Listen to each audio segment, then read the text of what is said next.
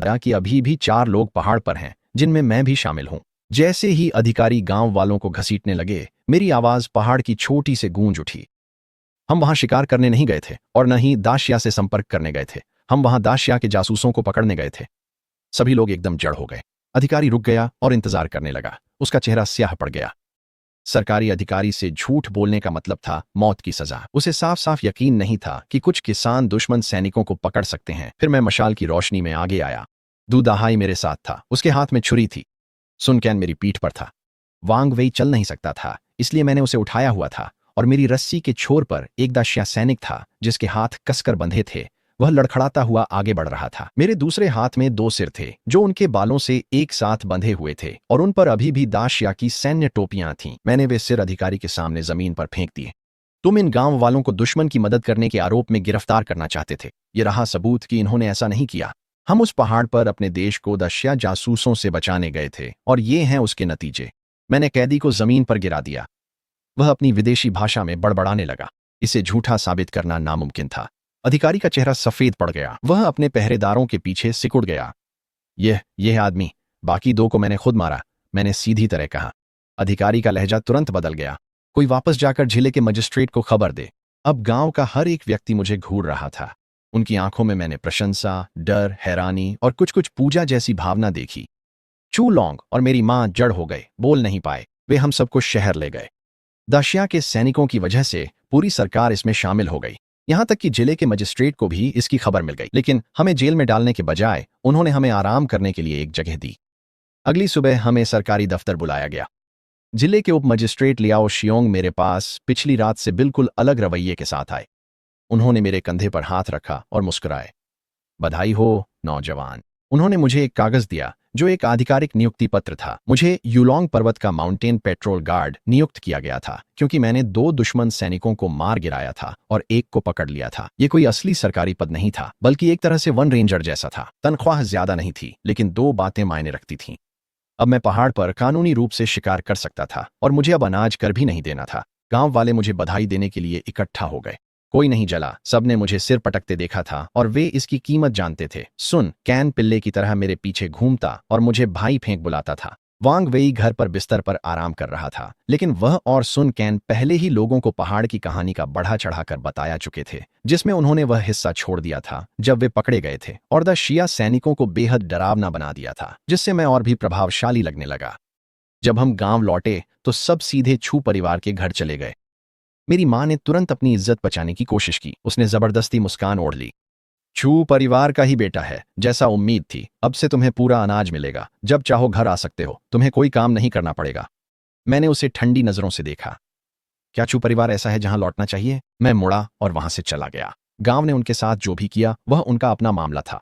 गांव के मुखिया ने इसे गांव के कानून के अनुसार निपटाया। चू लॉन्ग ने अपने ही लोगों की शिकायत अधिकारियों से कर दी थी और लगभग पूरे गांव को जबरन सैनिक बनाकर जेल भेजवा दिया था। फैसला यह हुआ, हमेशा के लिए निर्वासन। चू लॉन्ग और मेरी मां दोनों को गांव से बाहर कर दिया गया। अगर वे 10 मील के दायरे में पाए गए तो उन्हें पीट पीट कर मार डाला जाएगा। मुझे ज्यादा कुछ महसूस नहीं हुआ। उन्होंने मुझे और मेरी मदद करने वाले सभी लोगों को बर्बाद करने की कोशिश की थी। खुद उन्हें न मारना ही मेरे लिए काफी रहम था। मुझे बस घर लौटना था। जब मैं हमारे घर पहुंचा, शियाओ शियाओ दरवाजे पर खड़ी इंतजार कर रही थी, ठीक वैसे ही जैसे हर बार जब मैं पहाड़ पर जाता था। जैसे ही उसने मुझे देखा, वह दौड़कर मेरी बाहों में आ गई और रोने लगी। तुम ठीक हो, तुम ठीक हो, वह बार बार दोहराती रही। मियाओ मियाओ और बिन बिन भी अभी तक जाग रहे थे। सोने के समय के बाद तक मेरा इंतजार कर रहे थे। मियाओ मियाओ का छोटा सा चेहरा सिकुड़ गया था। वह रोने ही वाली थी, लेकिन मैंने उसे रोने से मना कर दिया। उसने अपने आंसू पी लिए और उसके सूजे हुए चेहरे को देखकर मुझे जोर से हंसी आ गई। श्याओ श्याओ ने देर रात का खाना बनाया। उसने गांव के मुखिया द्वारा दिए गए ज्वार के चावल को भाप में पकाया, फिर उसमें सुअर की चर्बी के टुकड़े और कटे हुए जंगली प्याज मिलाए। साधारण सुअर की चर्बी से बना चावल, लेकिन आज का दिन जैसा बीता था उसके बाद इसकी खुशबू स्वर्ग जैसी लग रही थी। मियाओ मियाओ ने एक निवाला मांगा। मैंने चम्मच से थोड़ा सा उसके मुंह में डाला। इसका स्वाद कैसा है? उसने अपना सिर हिलाया। मुझे नहीं पता। क्या कुत्ते ने खा लिया तुम्हारे बजाय? मैंने बिन बिन की ओर देखा। नहीं, मैंने बहुत जल्दी खा लिया, इसलिए कुछ स्वाद ही नहीं आया। मुझे एक और निवाला दो। श्याओ श्याओ और मैं हंस पड़े। हमने उसे एक पूरा कटोरा दे दिया। हम तीनों ने साथ में सुअर की चर्बी वाला चावल खाया, फिर गर्म बिस्तर पर चढ़ गए। मैं वहां लेटा हुआ सोचने लगा। अब मैं आधिकारिक रूप से एक पर्वतीय गश्ती रक्षक था, गांव के मुखिया से भी ऊंचे पद पर। अब मुझे अपनी पकड़ छुपाने की जरूरत नहीं थी। कल मैं शहर जाकर खालें और अतिरिक्त मांस बेचूंगा, कुछ अनाज और सामान खरीदूंगा। हम हमेशा सिर्फ मांस ही नहीं खा सकते थे, हमें सब्जियां और अनाज भी चाहिए होंगे। जैसे ही मैं नींद में डूबने ही वाला था, मैंने उसे सुना। चटाक। लकड़ी के शेड की छत पर लगा लोहे का फंदा। कुछ ने उसे सक्रिय कर दिया था। मैंने कंबल फेंका और बाहर दौड़ गया। उस रात लकड़ी के शेड की छत पर लगा फंदा अचानक बंद हो गया। मैंने अपनी कुल्हाड़ी उठाई और बाहर भागा। बेन बेन भौंक रहा था। कम से कम इस बार वह जाग तो गया। लेकिन जब मैं ऊपर चढ़कर देखने गया तो जाल खाली बंद था। मांस गायब था। छत पर तेंदुए के पंजों के निशान सब कुछ बता रहे थे। उस चालाक बिल्ली ने चारा झपट लिया और जाल से बच निकली। भाग्यशाली जानवर, मैंने बड़बड़ाया। मैंने सब कुछ अच्छी तरह से बंद कर दिया, बेन बेन को अपने कमरे में ले आया और फिर सोने चला गया। भोर से पहले ही मैं उठ गया था। आज बाजार का दिन था। शियाओ शियाओ ने मेरी मदद की सब कुछ तैयार करने में। 40 पाउंड सुअर का मांस और 40 पाउंड भेड़ का मांस, साथ में 2 जानवरों की खालें भी। कुल 80 पाउंड मेरे कंधों पर थे। गांव के प्रवेश द्वार पर झाओ युशियांग नाम का एक आदमी गांव की गाड़ी के साथ इंतजार कर रहा था। जब उसने सारा मांस देखा तो उसका मुंह खुला का खुला रह गया। लोग कहते हैं कि तुम्हें पहाड़ पर किस्मत मिल गई। यह किस्मत नहीं है, यह हुनर है। रास्ते में मुझे इस इलाके के बारे में और भी बातें पता चली। हमारा गांव यूलोंग गांव शुएलिंग टाउन के अंतर्गत आता था, जो 2 और गांवों ताओयुआन और शिउलियू को भी नियंत्रित करता था। शहर के पार शुएटिए सिटी थी, जो आसपास का सबसे बड़ा शहर था और दशिया की सीमा पर स्थित था। दोनों देशों के बीच यूलोंग पर्वत को लेकर वर्षों से लड़ाई चल रही थी और हम जैसे आम लोगों को इसकी कीमत चुकानी पड़ती थी। जब हम टाउन मार्केट पहुंचे तो वहां हैरान करने वाली भीड़ थी। व्यापारी, रेस्तरां, यहां तक कि एक वेश्यालय भी, सब कुछ ऐसे चल रहा था जैसे कोई युद्ध ही ना हो। वहीं दूसरी ओर गांव के लोग अनाज कर चुकाने के लिए भूखे मर रहे थे। यही है प्राचीन दुनिया की हकीकत। मैंने अपना मांस और खालें सजाईं और कुछ ही मिनटों में एक आदमी पास आया। वह स्प्रिंग विंड रेस्तरां का मालिक था, जो शहर का एक अच्छा खासा दिखने वाला स्थान था। क्या ये सुअर और भेड़ का मांस है? मैं सब ले लूंगा, मेरे साथ चलो। मुझे हैरानी हुई कि सामान इतनी जल्दी बिक गया। उसने समझाया कि अब कोई बूछड़ खाने नहीं बचे थे। सारा खाना मोर्चे पर भेजा जा रहा था। रेस्तरां को जिससे भी मिल सके उसी से खरीदना पड़ता था। उसने पैसे गिने। सुअर का मांस 5 तांबे के सिक्के प्रति पाउंड, भेड़ का मांस 6 सिक्के प्रति पाउंड। 40-40 पाउंड, दोनों का कुल मिलाकर 450 सिक्के हुए, जो लगभग आधा तौल चांदी के बराबर था। किसी गांव वाले के लिए यह बहुत बड़ी रकम थी। फिर उसने मुझे जाने से पहले रोक लिया। क्या तुम मुझे लगातार सामान दे सकते हो? हमारे पास हमेशा सामग्री की कमी रहती है। मैंने उसे बताया कि अब मैं आधिकारिक पहाड़ी गश्ती रक्षक हूं। उसका चेहरा खिल उठा। बहुत बढ़िया। एक और बात, एक अमीर आदमी का जन्मदिन दावत आने वाली है। मुझे ओनायल टोड्स और क्रेफिश चाहिए। हर टोड के 10 सिक्के, हर क्रेफिश के 2 सिक्के। जितने भी तुम पकड़ सको मैं सब खरीद लूंगा। 100, 1000, जितने भी हों, मैं एक भी नहीं छोड़ूंगा। मेरी आंखें चमक उठीं। क्या आप सच कह रहे हैं? मेरा नाम लू वेनलियांग है। ये मेरा रेस्टोरेंट है। मैं अपनी बात पर कायम रहता हूं। मैंने उससे हाथ मिलाया। पक्का? जल्दी मिलेंगे बॉस लू। 450 तांबे के सिक्के उतने नहीं चले जितनी मुझे उम्मीद थी। अच्छे अनाज की कीमत बहुत ज्यादा थी। एक स्टोन के लिए एक तौल चांदी। मैंने सिर्फ 10 पाउंड खरीदे, जिसमें 100 से ज्यादा सिक्के खर्च हो गए।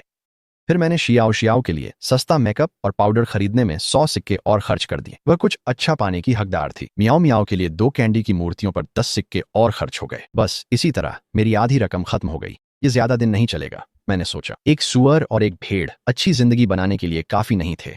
जब मैं गांव लौटा तो डू द हाई मुझे गांव के प्रवेश द्वार पर चिंतित नजरों से मिला।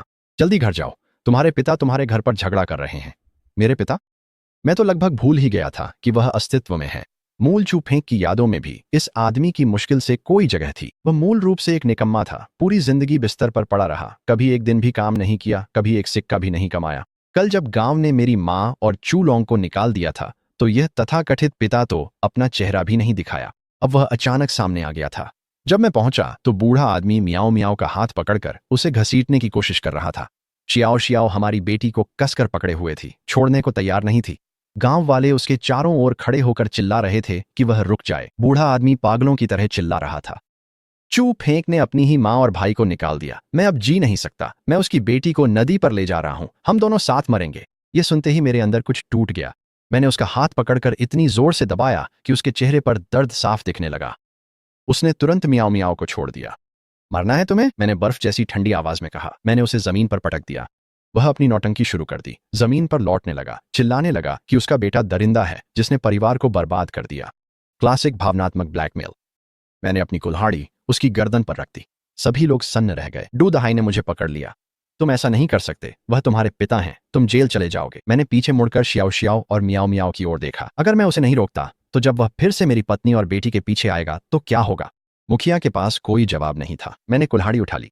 बूढ़े आदमी को आखिरकार एहसास हुआ कि मैं अब वह कमजोर आज्ञाकारी छू फेंक नहीं रहा। वह डर के मारे घबरा कर दूर भाग गया। वह यहां यह सोचकर आया था कि पुराना तरीका काम करेगा, मरने की धमकी देगा और नरम दिल बेटा मान जाएगा। उसे कभी उम्मीद नहीं थी कि मैं पूरे गांव के सामने उसे लगभग मार ही डालूंगा। जैसे ही कुल्हाड़ी फिर से गिरने वाली थी, शियाओ शियाओ हमारे बीच आ गई। उसकी बड़ी बड़ी आंखें मेरी आंखों में बिना पलक झपकाए देख रही थीं। कृपया शांत हो जाइए। मैं रुक गया। गांव वाले दौड़ते हुए आ गए। कुछ ने कुल्हाड़ी पकड़ ली, बाकी मुझे समझाने लगे। अगर मैंने सच में उसे मार डाला होता तो मेरी जिंदगी खत्म हो जाती। इस राजवंश में अपने ही पिता की हत्या करने पर मौत की सजा होती है, कोई अपवाद नहीं। बूढ़ा आदमी कांपता हुआ उठ खड़ा हुआ।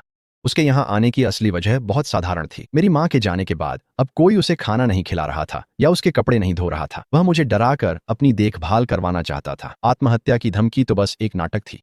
उसमें इतनी हिम्मत नहीं थी। बस मुझे थोड़ा अनाज दे दो और मैं चला जाऊंगा, मैं तुम्हें फिर परेशान नहीं करूंगा, वह हकलाते हुए बोला। मैं उसकी ओर बढ़ा, फिर से वार करने के लिए तैयार। लेकिन अचानक कहीं से सुन कैन आ गया। वह तुम्हारा पिता है, तुम उसे नहीं मार सकते, लेकिन मैं मार सकता हूं। उसने बूढ़े आदमी के चेहरे पर सीधा मुक्का मारा। बूढ़ा आदमी भागने के लिए मुड़ा और वांग वेई ने उसे ठोकर मार दी, जिससे वह मुंह के बल मिट्टी में गिर पड़ा। सुन कैन चिल्लाया, अगर तुम फिर कभी भाई फेंक के परिवार के पास आए तो मैं यहीं तुम्हारा इंतजार करूंगा। उसकी बेटी या उसकी पत्नी को कोई छू नहीं सकता। वांग वेई भी उठ खड़ा हुआ, खांसते हुए लेकिन दृढ़ता से। अगर सुन कैन से कोई नहीं डरता था तो वांग वेई, जो गांव का दबंग था, उससे जरूर डरते थे। बूढ़ा आदमी जल्दी से उठकर भाग गया और कंधे के ऊपर से चिल्लाया, यह खत्म नहीं हुआ है, छू फेंक। आखिरकार वह बूढ़ा आदमी चला गया। 50 से ऊपर की उम्र और हरकतें किसी बड़े बच्चे जैसी। कोई आश्चर्य नहीं कि कभी महान रही छू परिवार बिखर गई। ऐसे मुखिया के साथ पतन तो तय ही था। भीड़ के हट जाने के बाद शियाओ शियाओ और मियाओ मियाओ ने मुझे कसकर पकड़ लिया। इस उथल पुथल भरी दुनिया में उनके पास मैं ही सब कुछ हूं। शियाओ शियाओ की आवाज अब भी कांप रही थी जब उसने मुझसे कहा कि मैं फिर कभी इतनी लापरवाही न करूं। मैंने उससे वादा किया कि मैं ऐसा नहीं करूंगा। मैंने उसे वह मेकअप पाउडर दिया जो मैंने खरीदा था। बस इतना करते ही उसके चेहरे से सारा डर गायब हो गया। उसने कहा कि यह बहुत महंगा है, लेकिन वह उसे ऐसे अपने कमरे में ले गई जैसे वह सोने का बना हो। फिर मैंने मियाओ मियाओ के लिए कैंडी की मूर्तियां निकाली। वे ठंड में पूरी तरह जम गए थे, जिससे वे और भी मजेदार हो गए थे। वह उछल कूद कर रही थी और एक खाने की जिद कर रही थी। मैंने जो बढ़िया चावल खरीदे थे उनसे शियाओ शियाओ ने एक बड़ा बर्तन सफेद चावल का पकाया। उसकी खुशबू इतनी अच्छी थी कि साथ में कोई सब्जी भी जरूरी नहीं थी। मैंने उससे कहा कि गांव के मुखिया के लिए एक बड़ा कटोरा पैक कर दें। उसने हमारे लिए बहुत कुछ किया था, अन्न में मदद की, मुझे हथियार दिए, और आज ही मुझे अपनी जिंदगी की सबसे बड़ी गलती करने से रोका। मैं उस आदमी का ऋणी हूं। मुखिया के घर पर उनके परिवार ने मुझे गर्मजोशी से स्वागत किया। डू चेंग चुपचाप कोने में बैठा था। अब वे सच में मांस खा रहे थे। मेरे शिकार ने उनकी जिंदगी भी बेहतर कर दी थी। रात के खाने के दौरान मैंने मुखिया से कहा कि मैं शिकार जारी रखने का इरादा रखता हूं। उन्होंने मुझे ऐसा न करने के लिए समझाने की कोशिश की। अब तुम गश्ती प्रहरी हो, तुम्हें वेतन मिलता है, कोई अनाज कर नहीं है, तुम शांति से रह सकते हो। मैंने उनसे ईमानदारी से बात की। जब तक यह युद्ध चलता रहेगा यहां कोई शांति नहीं है। मैं अपने परिवार को कहीं सुरक्षित किसी असली कस्बे या शहर में ले जाना चाहता हूं। इसके लिए मुझे अच्छी खासी रकम चाहिए। वह चुप हो गए। फिर वे उठे और एक शेल्फ में टटोलने लगे, जब तक कि उन्हें एक पुरानी भेड़ की खाल की किताब नहीं मिल गई। जब उन्होंने उसे खोला मेरी आंखें चमक उठीं। वह यूलोंग पर्वत का नक्शा था। उन्होंने समझाया कि गांव के पूर्वज यहां द शिया के जासूसों से रक्षा के लिए तैनात सैनिक थे। इसी वजह से हर परिवार के पास छुपे हुए हथियार थे, और यही वह नक्शा था जो पीढ़ी दर पीढ़ी चला आ रहा था। मैंने उसे ध्यान से देखा। यह खुरदुरा और छोटा था, बस 2 हथेलियों जितना चौड़ा, लेकिन मैं नीचे एक लाल बिंदु देख सकता था जो गांव को दर्शाता था। उसके ऊपर पहाड़ी इलाका और बिंदीदार रास्ते बने हुए थे, और एक तरफ एक नदी थी। वहां ऊपर नदी है? मैंने पूछा। यूलोंग पर्वत आधा बर्फीला पर्वत है। जब बर्फ पिघलती है तो धाराएं नीचे की ओर बहती हैं। ताओयुआन गांव के पास की छोटी नदी वहीं से शुरू होती है। मेरा दिमाग तेजी से चलने लगा। अगर वहां नदी है तो वहां क्रैफिश भी होंगे। रेस्तरां के मालिक ने कहा था कि वह हर क्रैफिश के 2 सिक्के और हर ओनेल टोट के 10 सिक्के देगा। मात्रा की कोई सीमा नहीं थी। मुखिया ने समझ लिया कि मैं क्या सोच रहा हूं और तुरंत बात बंद कर दी। छोड़ो, यहां से उस नदी तक घना जंगल है। वहां एक भालू है जिसने न जाने कितने लोगों को मार डाला है। यही असली वजह है कि यूलोंग पर्वत इतना खतरनाक है। शिकार बाहर के इलाकों में ही करते रहो। मैंने सिर हिलाया और बहस नहीं की, लेकिन मैंने देखा कि जब डू चेंग ने उन दामों के बारे में सुना तो उसकी आंखें चमक उठी। मैंने मुखिया का धन्यवाद किया और घर की ओर चल पड़ा। मेरे पीछे उसकी पत्नी कह रही थी, इतना होनहार लड़का है, अगर इसे कुछ हो गया तो बहुत अफसोस होगा। डू चेंग ने चुपचाप कहा कि वह खाना खा चुका है और वह भी कमरे से बाहर चला गया। मैं कुछ दिन घर पर ही रहा, सब पर नजर रखते हुए। तेंदुआ उस दिन मांस चुराने के बाद से वापस नहीं आया था और मेरे पिता चू के घर में ही बंद रहे। अच्छा है, लेकिन हमारा खाना अब कम पड़ने लगा था। मैं हमेशा पहले शियाओ शियाओ और मियाओ मियाओ के लिए ही खाना बनाता था, जिससे राशन जल्दी खत्म हो जाता था। मैं भी ज्यादा बार शहर नहीं जा सकता था। ऐसे समय में अगर आप बार बार मांस बेचने के लिए आते हैं तो लोग आपको निशाना बना सकते हैं। महीने में एक बार जाने का ही इरादा था। उस सुबह जल्दी शियाओ शियाओ ने जंगली सब्जियों, नमक और थोड़ा सा तेल भरकर 4 बड़े चावल के गोले बनाए। मैंने उसे कहा कि 2 गोले रख ले, क्योंकि ये हमारे कीमती सफेद चावल से बने थे। उसने मना कर दिया और सारे 4 गोले मेरी टोकरी में रख दिए। जाने से पहले मैंने उसे चूमा। वह शर्म से लाल हो गई। इस दौर की महिलाएं ऐसी चीजों की आदी नहीं हैं। सुरक्षित लौटाना, उसने धीरे से कहा। इस बार मैंने भेड़ की खाल वाला नक्शा अपनी कोट में छुपा लिया था। मेरा इरादा था कि मैं घने जंगल से होकर निकलूं और उस झरने का स्रोत ढूंढूं जो ताओयुआन गांव तक बहता है। रेस्तरां के मालिक को तेल वाले मेंढक 10 सिक्के प्रति मेंढक और क्रेफिश 2 सिक्के प्रति क्रेफिश चाहिए थे, और वह जितने भी मैं ला सकूं उतने खरीदने को तैयार था। अपनी पिछली जिंदगी में मैंने दोनों प्रजातियां उत्तर पूर्व के जंगलों में देखी थीं। ये मेंढक असल में उत्तर पूर्वी जंगलों के मेंढक हैं। छोटे होते हैं लेकिन स्वाद से भरपूर, बुल फ्रॉग से भी बेहतर।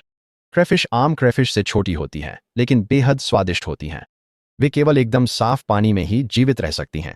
दोनों जीव नालों के पास रहते हैं और दोनों ही उस नक्शे वाली नदी के पास मिलेंगे। मेंढक सर्दियों में शीत निद्रा में होते हैं लेकिन फिर भी पानी के पास मिल सकते हैं। मैं गांव से मुश्किल से बाहर ही निकला था कि मैंने प्रवेश द्वार पर 3 आकृतियां देखीं जो इतनी मोटी कपड़ों में लिपटी थीं कि भालू जैसी लग रही थीं। सुन कैन, डू चैंग और वांग वेई। फेंग भाई, हम कई दिनों से तुम्हारा इंतजार कर रहे हैं। वे हर सुबह सूरज निकलने से पहले उठ जाते थे, इस उम्मीद में कि मुझे बाहर जाते हुए पकड़ लें। डू चैंग ने स्वीकार किया कि उसने अपने पिता के साथ मेरी मेंढकों और झींगा मछलियों के बारे में हुई बातचीत सुन ली थी। उसे पता था कि मैं आखिरकार उन्हें पकड़ने जाऊंगा। 4 लोग एक से ज्यादा सुरक्षित और तेज हैं। हम जो भी कहोगे वही करेंगे, बस हमें 20% दे देना। उसकी बात में दम था। ज्यादा लोग मतलब ज्यादा शिकार और बेहतर सुरक्षा। तीनों ने औजार और सामान भी साथ लाए थे। वे इसकी पहले से योजना बना चुके थे। ठीक है, लेकिन तुम सबको मेरे आदेश मानने होंगे, कोई अपवाद नहीं। हम चारों पहाड़ के अंदर गहराई तक चले गए। आज बर्फ तो नहीं गिर रही थी लेकिन बहुत कड़ाके की ठंड थी। हम नक्शे के अनुसार घने जंगल की ओर बढ़े, वही जगह जहां मैंने वांग वेई और सुन सांड को दाशिया सैनिकों से बचाया था। क्या तुम्हें लगता है कि वे सैनिक अब भी आसपास हैं? सुन सांड ने घबराते हुए पूछा। शायद नहीं, वे तीनों शायद रास्ता भटक गए थे और गलती से तुम दोनों बदकिस्मत बेवकूफों से टकरा गए। वांग वेई ने सुन सांड को थप्पड़ मारा। उसने तुम्हें बदकिस्मत बेवकूफ कहा है। सुन सांड ने भी उसे वापस थप्पड़ मारा। कम उम्र होने के कारण उनकी मजाक मस्ती से माहौल हल्का बना रहा। डू चेंग चलते हुए नक्शे का अध्ययन कर रहा था। हम लगभग 1 घंटे से जंगल में थे और अब उत्तरी किनारे के करीब पहुंच रहे थे। उसके आगे धारा का ऊपरी हिस्सा पास ही होना चाहिए, जो ताओयुआन गांव की नहर का स्रोत है। लड़के अब आराम महसूस कर रहे थे। डू चेंग हंस पड़ा। पापा कहते हैं कि इस जंगल में भालू है। हम 1 घंटे से चल रहे हैं और कुछ भी नहीं देखा। वांग वेई मुस्कुरा दिया। सर्दी का मौसम है, भालू सर्दियों में सो जाते हैं, याद है? तभी मैं अचानक रुक गया। मैंने हाथ उठाया और सब चुप हो गए। मैं भारी बर्फ में आगे घूरता रहा, माथे पर बल पड़ गए। तुम सही कह रहे हो, मैंने धीरे से कहा। भालू तो सर्दियों में सोते हैं, तो फिर ये वाला क्यों नहीं सो रहा है? हमने बर्फ में एक विशाल पंजे का निशान देखा। सुन सांड ने अपना पैर उस निशान में रखा। वो निशान उसके पूरे जूते को निगल गया। भालू का था और वह ताजा था। मैंने नक्शा देखा। घना जंगल बहुत बड़ा नहीं था। अगर हम उत्तर की बजाय पश्चिम जाते तो हम पहाड़ के और अंदर जाने से बच सकते थे और ताओयुआन गांव की धारा के ऊपरी हिस्से तक पहुंच सकते थे। भालू के पैरों के निशान उत्तर की ओर जा रहे थे। पश्चिम जाना ज्यादा सुरक्षित था। पश्चिम की ओर चलो, मैंने फैसला किया। किसी ने विरोध नहीं किया। हमने रास्ता बनाया और किस्मत से भालू को देखे बिना जंगल से बाहर निकल आए। सबने राहत की सांस ली। हमने धारा ढूंढ ली, जो ठंड के बावजूद अब भी बह रही थी। पानी इतनी तेजी से बह रहा था कि वह जमी नहीं थी। हम फैल गए और शिकार करना शुरू किया। ऑनेल टोड्स, तेल मेंढक, किनारे के पास मिट्टी के छोटे टीले में सर्दी में सो रहे थे। जब वे सुस्त होते हैं तो उन्हें खोदना आसान होता है। क्रेफिश ढूंढना मुश्किल था। वे पानी के किनारे पत्थरों और बर्फ के नीचे छुपे हुए थे। हमने 2 घंटे से ज्यादा समय तक खोजबीन की। जब हमने अपनी टोकरी एक साथ रखी तो हर किसी के पास लगभग दर्जन भर मेंढक और 20 से कुछ ज्यादा क्रेफिश थीं। पहली यात्रा के लिए बुरा नहीं था। मैंने सबको बताया कि अंधेरा होने से पहले निकलने का समय हो गया है। हमने जंगल के किनारे किनारे रास्ता लिया, बजाय इसके कि उसे काट कर निकले। रास्ता लंबा था, लेकिन भालू के इलाके से दूर और ज्यादा सुरक्षित था। शायद यह अच्छी पकड़ की खुशी थी। हम लापरवाह हो गए, बातें करने लगे, मजाक करने लगे, ध्यान नहीं दिया। मैंने भी अपनी सतर्कता कम कर दी थी। फिर मैंने ऊपर देखा और स्तब्ध रह गया। रुकना। लगभग 30 मीटर आगे एक विशालकाय भूरा भालू खड़ा था, जो बिना हिले डुले सीधे हमारी ओर घूर रहा था। यह बहुत बड़ा था। इसकी कंधे की ऊंचाई 1.5 मीटर से अधिक थी। शरीर की लंबाई कम से कम 2 मीटर थी। इसका एक कान कटा हुआ था, एक आंख अंधी थी। बची हुई आंख से हम पर एक ऐसी निगाह टिकी थी जिसे मैं कभी नहीं भूल पाऊंगा। क्रूर, शरारती, भूखी। मेरे पैर कांप रहे हैं। सन कैन ने कांपते हुए फुसफुसाया। सीधे खड़े हो जाओ, मैंने गुस्से से कहा। जिस पल तुमने कमजोरी दिखाई, ये तुम पर हमला करेगा और तुम्हारा सिर काट देगा। मैंने अपने पूरे जीवन भर भालू के साथ मुठभेड़ों का अध्ययन किया था, लेकिन कभी भी वास्तव में उनका सामना नहीं किया था। मेरे पास केवल सिद्धांत ही थे। अपनी बाहें चौड़ी करो, खुद को बड़ा दिखाओ, अपने हथियार ऊपर उठाओ, आगे बढ़ो। आगे? वांग वेई ने अविश्वास से कहा। तुम्हें लगता है कि तुम बर्फ में भालू से आगे निकल सकते हो? उन्होंने 50 किलोमीटर प्रति घंटे की रफ्तार हासिल की। उसकी ओर बढ़ो। इसे ये मत सोचने दो कि हम डरे हुए हैं। तो हम चारों ने अपनी बाहें फैलाईं, अपने हथियार उठाए और जितना जोर से चिल्ला सकते थे चिल्लाते हुए भालू की ओर बढ़ने लगे। यह काम नहीं आया। भालू पीछे नहीं हटा, वह हमारी ओर बढ़ने लगा। मेरा दिल बैठ गया। करीब से मैं हर एक विवरण देख सकता था। फटा हुआ कान, अंधी आंख और दांत जो ऐसे नजर आ रहे थे जैसे वह मुस्कुरा रहा हो। यह कोई सामान्य भालू नहीं था, यह वही खूनी था जिसके बारे में गांव के मुखिया ने चेतावनी दी थी। एक भयानक विचार मेरे मन में आया। मैंने वांग वेई की ओर देखा। वह अभी भी घायल था, सबसे धीमा दौड़ने वाला। अगर मैं मुड़कर दौड़ पड़ूं तो दू छेंग, सुन कान और मैं शायद बच सकते हैं। एक हाइबरनेशन से जागा भालू भूखा होता है। एक इंसान ही उसे संतुष्ट करने के लिए काफी होगा। मुझे उस विचार पर गर्व नहीं है, लेकिन जब मौत सामने खड़ी हो तो स्वार्थ ईमानदार हो जाता है। भालू लगातार हमारी ओर बढ़ता रहा। अब हम उसके दांत साफ देख सकते थे। तभी वांग वेई ने बोलना शुरू किया। फेंक भाई, अगर हम तीनों तुम्हें धीमा न करते तो तुम जरूर बच सकते थे, है ना? मैंने कोई जवाब नहीं दिया। सुनो, उसने हम सबसे कहा, अगर ये भालू दौड़ पड़े तो तुम तीनों भाग जाना। मैं इसे रोकूंगा। मेरा शरीर अभी भी टूटा हुआ है, मैं वैसे भी भाग नहीं सकता। मैं तुम्हारे लिए समय खरीदूंगा। बस मुझसे एक वादा करो, पीछे मुड़कर मत देखना। उसने अपनी कुदाल को कसकर पकड़ा। हम तीनों के आगे बढ़ा और सीधे भालू की ओर चल पड़ा, अकेला। वांग वेई को पीछे छोड़ने का ख्याल भी मुझे खुद पर शर्मिंदा कर गया। मैंने उसका हाथ पकड़ लिया। बेवकूफ़ी मत करो। भालू दौड़ पड़ा। मौत हम चारों के बेहद करीब आ चुकी थी। क्या मैं सच में इस आदमी को छोड़ सकता हूं? वह मरने को तैयार था ताकि हम बाकी लोग बच सकें। हाँ, वांग वेई कभी कभी घमंडी और ईर्ष्यालु हो सकता था, लेकिन उसने जो किया उससे साबित हो गया कि वह एक अच्छा इंसान है। मैं उसे अपनी आंखों के सामने मरने नहीं दे सकता था। कोई और तरीका जरूर होना चाहिए था। हम पीछे हट गए। भालू ने हमारी चालाकी भांप ली थी। हम सिर्फ बातें बना रहे थे। भालू ने अपनी रफ्तार बढ़ा दी। फिर अचानक कहीं से भालू के पीछे एक जानी पहचानी आकृति दिखाई दी। हिम तेंदुआ। इससे पहले कि मैं कुछ समझ पाता, तेंदुआ दौड़ता हुआ आया और भालू की पीठ पर छलांग लगाकर जोर से काटने लगा। भालू ने दहाड़ मारी, जिसकी गूंज पूरे पर्वत श्रृंखला में फैल गई। उसकी खाल मोटी थी, लेकिन वह काट बहुत दर्दनाक थी। मेरा पहला ख्याल यही था कि अब हमारा अंत हो गया। एक भालू और एक तेंदुआ। लेकिन फिर मुझे एहसास हुआ कि तेंदुआ हम पर हमला नहीं कर रहा था, वह जानबूझकर भालू पर हमला कर रहा था। एक हिम तेंदुआ किसी ऐसी चीज से क्यों लड़ना चाहेगा जो उसे आसानी से मार सकती है? मुझे बिल्कुल भी अंदाजा नहीं था, लेकिन जब मुझे कोई अवसर दिखाई दिया तो मैंने उसे पहचान लिया। दौड़ो। हम दौड़ पड़े। सुन कैन और मैंने वांग वेई को दोनों बाजुओं से पकड़ लिया। डू चेंग ने पीछे से धक्का दिया। हम तब तक दौड़ते रहे जब तक आसमान काला नहीं हो गया। नक्शे और मेरी दिशा की समझ की वजह से हम किसी तरह पूरी तरह अंधेरा होने से पहले गांव वापस पहुंच गए। पहाड़ के नीचे हम एक दूसरे को देखकर हंसे, वैसी हंसी जो सिर्फ मौत के करीब पहुंचने के बाद ही आती है। उन तीनों ने अपनी सारी क्रेफिश और मेंढक मुझे दे दिए। फिर वांग वेई ने सिर हिलाया। अब मैं गांव के मुखिया की बात मानता हूं। वो पहाड़ शायद श्रापित ना हो, लेकिन वह जानलेवा है। यह जीवन मेरे लिए नहीं है। डू चेंग और सुन कैन ने यह बात जुबान से नहीं कही, लेकिन उनकी आंखों में वही बात थी। वे अब थक चुके थे। सच कहूं तो मैं भी हिल गया था, जबकि मैंने अपनी पिछली पूरी जिंदगी बाहरी जीवन में ही बिताई थी। उस रात मैं सो नहीं सका। उस बर्फीले तेंदुए ने हमें क्यों बचाया? जंगली जानवर ऐसे नहीं सोचते। भालू पर हमला करना तेंदुए के लिए लगभग आत्महत्या जैसा है। इसका कोई मतलब नहीं बनता था। सुबह होने से पहले मैंने बाजार के लिए मेंढक और झींगा मछलियां पैक कर ली। मैंने मुख्य दरवाजा खोला और 2 कदम आगे बढ़ा, फिर वहीं रुक गया। बाट के पास कुछ पड़ा हुआ था। मैंने अपना कुल्हाड़ी उठा ली। अंदर जाओ, मैंने शियाओ शियाओ से कहा। वह बर्फीला तेंदुआ था जो बर्फ में पड़ा हुआ था और भारी सांस ले रहा था। उसका पेट और पीठ भालू से लड़ाई में फट गए थे। उसके फर पर खून जम चुका था। ऐसा लग रहा था जैसे वह पूरी रात वहीं इंतजार कर रहा हो। जब उसने मुझे देखा तो वह धीरे धीरे खड़ा हुआ। उसके मुंह में कुछ था। वह मेरी ओर चला, जितना कभी पास नहीं आया था उससे भी ज्यादा करीब। मेरी रूह कांप उठी, मेरे शरीर का हर बाल खड़ा हो गया। मैंने कुल्हाड़ी कसकर पकड़ ली, वार करने के लिए तैयार था, लेकिन वह हमला नहीं कर रहा था। कुछ मीटर दूर उसने अपना मुंह खोला और बर्फ में कुछ रख दिया। एक नन्हा जीव बाहर गिरा, इधर उधर हाथ पैर मारता हुआ और बिल्ली के बच्चे जैसी हल्की सी आवाज निकालता हुआ। एक शावक। हिम तेंदुए ने मुझे आखिरी बार देखा, फिर मुड़ा और गिरती बर्फ में गायब हो गया। हिम तेंदुआ भाग गया, मुझे और शियाओ शियाओ को बर्फ में तड़पते उस नन्हे जीव को घूरते हुए छोड़ गया। वह एक हिम तेंदुए का शावक था, जिसकी आंखें अभी भी बंद थीं और वह नवजात बिल्ली के बच्चे की तरह रो रहा था। बिल्कुल एक छोटे बिल्ली के बच्चे जैसा दिखता था। मैंने सारी बात जोड़ ली। वह तेंदुआ एक माँ थी। शायद उसके कई शावक थे और भालू ने बाकी सबको मार डाला था। इसीलिए उसने कल भालू पर हमला किया था, बदला, और उसी हमले ने हमारी जान बचाई थी।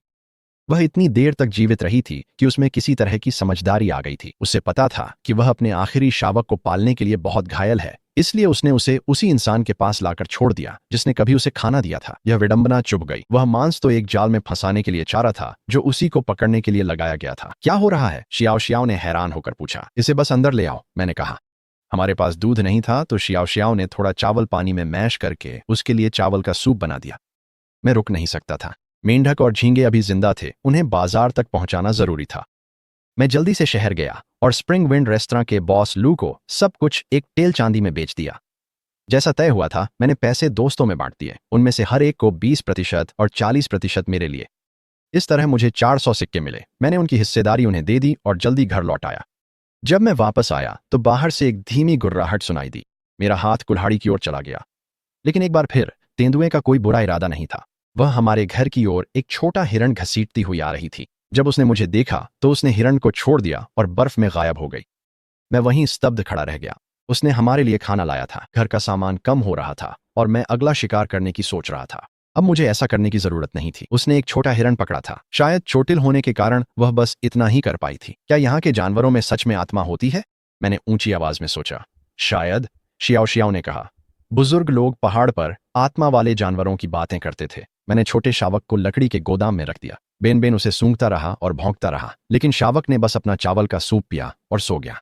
शांत सा छोटा जीव। चूंकि अब मैं आधिकारिक रूप से पहाड़ी गश्ती रक्षक हूं, मैंने हिरण को खुले में ही काटा। अब और छुपाने की जरूरत नहीं थी। गांव के मुखिया दूध दहाई मिलने आए। उन्होंने पूछा कि क्या वे थोड़ा मांस खरीद सकते हैं, फिर थोड़े असहज हो गए। उन्होंने बताया कि गांव में उस सुबह एक बैठक हुई थी। सरकार द्वारा बार बार अनाज इकट्ठा किए जाने के कारण परिवारों के पास अनाज खत्म होने लगा था। वे पूछना चाहते थे कि क्या मैं अपना अतिरिक्त मांस गांव वालों को सीधे शहर के बाजार से थोड़ा कम दाम पर बेच सकता हूं, बस 2 या 3 सिक्के प्रति पाउंड कम में। मैंने बिना झिझके हाँ कह दिया। यह तो सीधी गणना थी। मांस को शहर ले जाना मुझे आधा दिन और बहुत सारी ऊर्जा खर्च करवाता है, और यह भी पक्का नहीं कि सब बिक ही जाए। गांव वालों को थोड़ा कम दाम पर बेचने से मेरा समय और मेहनत दोनों बचते हैं।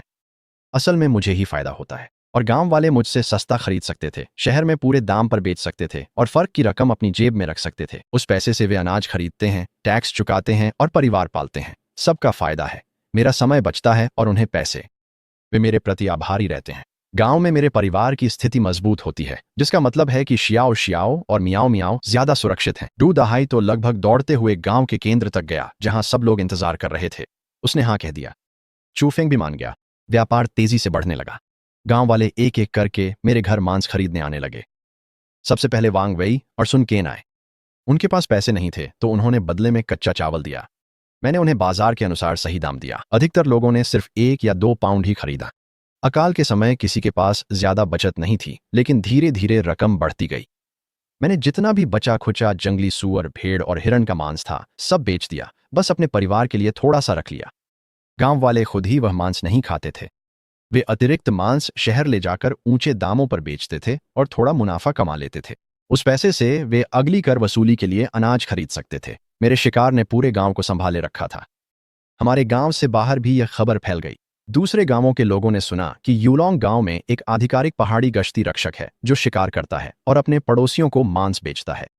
किसी तरह यह कहानी सिलियू गांव तक पहुंच गई, जो शियाओ शियाओ का पैतृक गांव था। शियाओ शियाओ की दादी वांग शियूफेन ने पिछले 6 सालों में अपनी पोती के बारे में कभी नहीं सोचा था। उन्होंने शियाओ शियाओ की शादी सिर्फ 2 बोरी मोटे चावल के लिए कर दी थी और उसके बाद कभी उसकी खबर नहीं ली। लेकिन अब जब पड़ोसी उसकी पोती के सफल पति की चर्चा कर रहे थे तो उसके मन में नए विचार आने लगे। उसने अपने बेटे जो यूजी यानी शियाओ शियाओ के पिता के कमरे का दरवाजा जोर से खोला और उसे बताया कि मुफ्त खाना और शायद पीने के लिए पैसे पाने का मौका है। वह कुछ ही सेकंड में उठ गया।